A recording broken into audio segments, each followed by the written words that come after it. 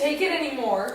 This book is so boring. Allie, we need to read this so we can get good grades and go to college. Every time I start to read it, I begin to fall asleep. I know, same.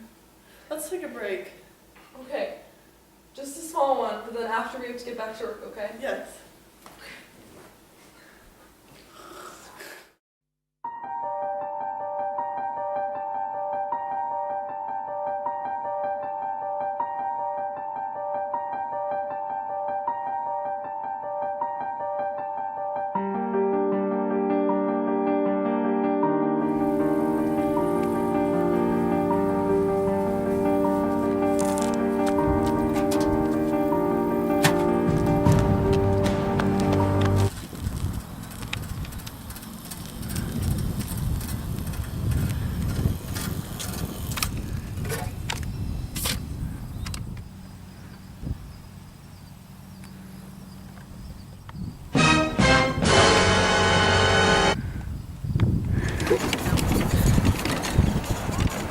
Hermes, is it this way?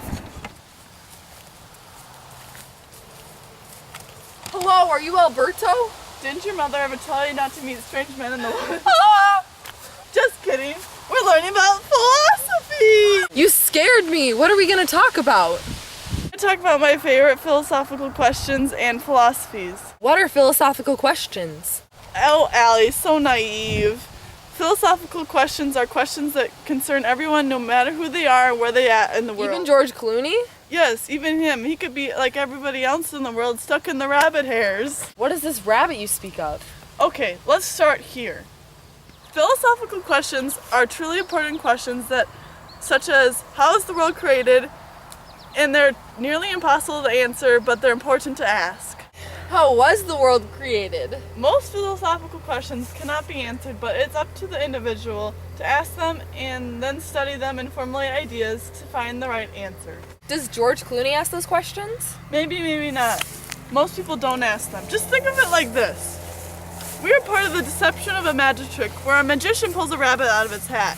Think of the rabbit like the universe. Us who live in it are like microscopic insects existing deep down within the rabbit's fur. And philosophers are able to climb out and ask questions. Do you understand?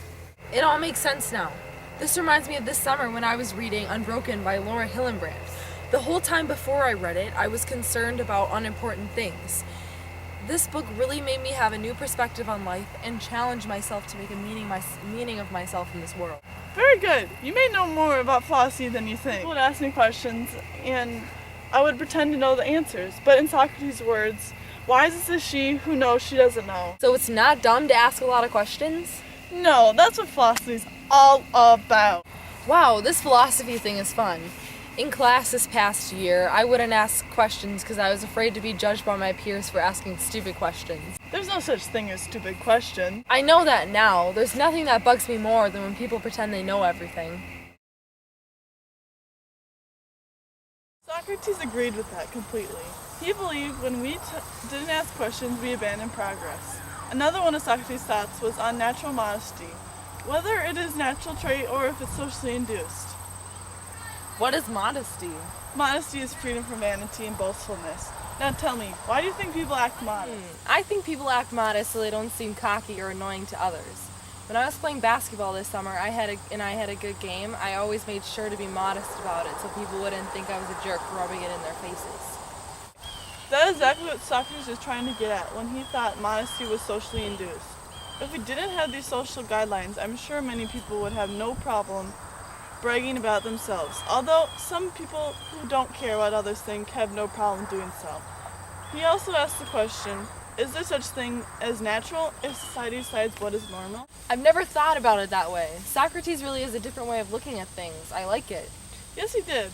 And although you may find his views interesting, as I do, others didn't. Socrates was eventually sentenced to death for supposedly corrupting the youth with his ideas. How awful!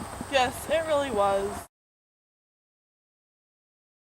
It's curious, how was your summer? My summer has been great. I would probably say the most pleasurable thing I did this summer was play basketball and hang out with my family and friends. That's wonderful. Family time is very important, but surely not everything could have been great though, was it? Well, I did have to really challenge myself to get my summer work done. It was very hard to manage my time and work hard in the summer when some of my friends don't have to do anything. But I'm really happy to be challenging myself and develop my skills.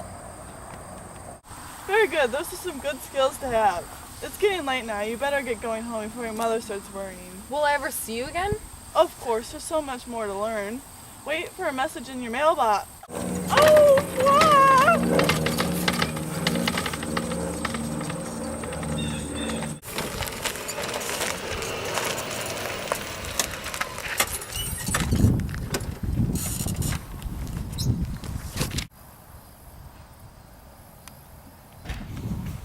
Hello, I'm excited to see you. I can't stop thinking about what we talked about. Glad you're so interested in philosophy. Today we're going to learn about Aristotle. Okay, what about him? Basically his views on true happiness. What would you think is a happy life? I would say a happy life is a loving family and a job that makes lots of money.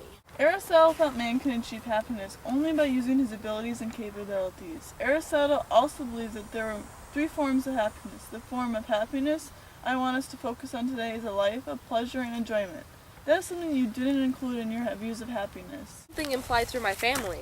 And not your job? Well, no. What I really want to be is a teacher, but I think I'd be happier if I had more money, so I abandoned that idea, and now I'm striving to become a lawyer. That's where Aristotle disagrees with you. He says that happiness is a life full of pleasure and enjoyment.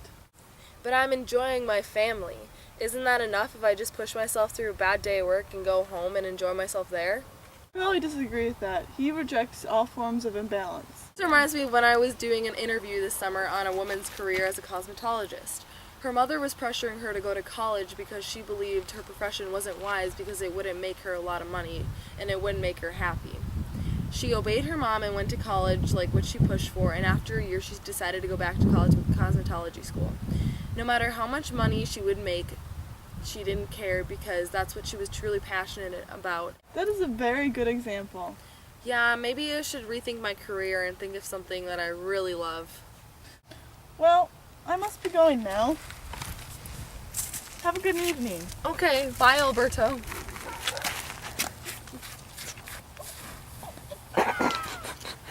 Alberto, are you alright? Oh yes, I'm perfectly fine.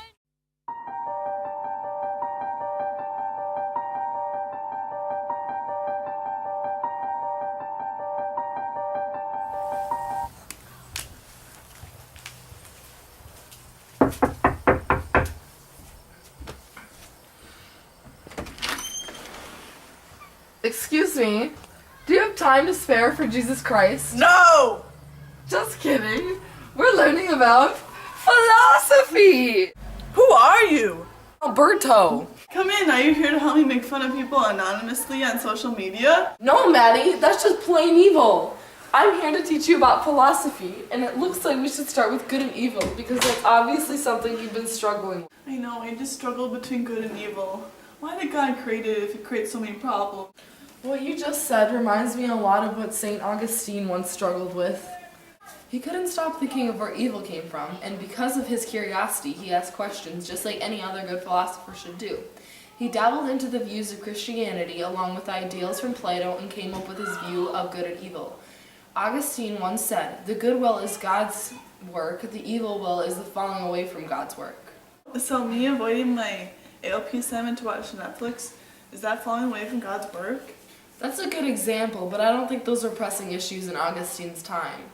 Do you have any other example? Well, I don't know if this counts as an example of being close to God's work, but this past summer I was depositing my cash money into the ATM and the lady before me left her card in the machine, so instead of keeping it like some people would do, I ran after her and returned her card. I know this isn't the greatest example. No, that's a great one. Everyone has those moral confrontations between good and evil, because ultimately good couldn't exist without evil. Like some traits like forgiveness, patience, and self-control, to stay close to God, one should try to commit the least amount of sins as possible. I'll try hard to live by that. Thank you so much for enlightening me. Will I see you again? Yes, I will come back tomorrow. Be ready to learn and learn some more.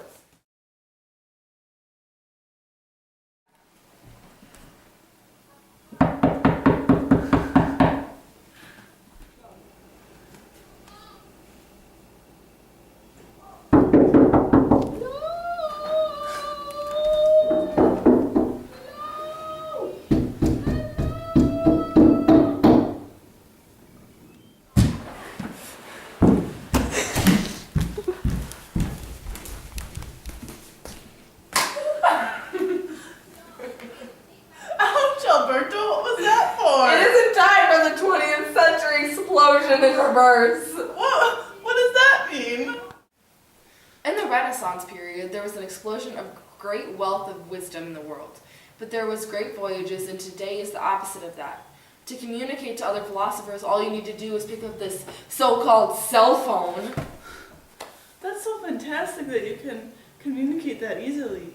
Yes and no. The best experiences happen when you're interacting with others in person. I know what you mean. I had a chance to travel this summer, and I was in a lot of airports, which means a lot of people watching. And something I noticed was everybody and their grandmothers had some form of technology in their hand. Yeah, the fields of communications have been more dramatic in the last 30 years than in the whole history put together. Same. I also noticed is that technology is very distracting. The most challenging thing I experienced this summer was trying to stay focused on my summer assignment, especially when I'm getting a bunch of likes on my recent Insta post. I think you're getting it. Yes, but without the technology we have, I wouldn't have been able to talk to many of the college coaches I talked to. Ultimately, because of my talking and them traveling to watch me play basketball, I received a college scholarship, which was probably the most memorable experience of my summer. Yes, it's a little scary. In your very own book, there is a question you need to ponder like any other good philosopher would. The question is whether history is coming to an end, or whether, on the contrary, we are on the threshold of a completely new age.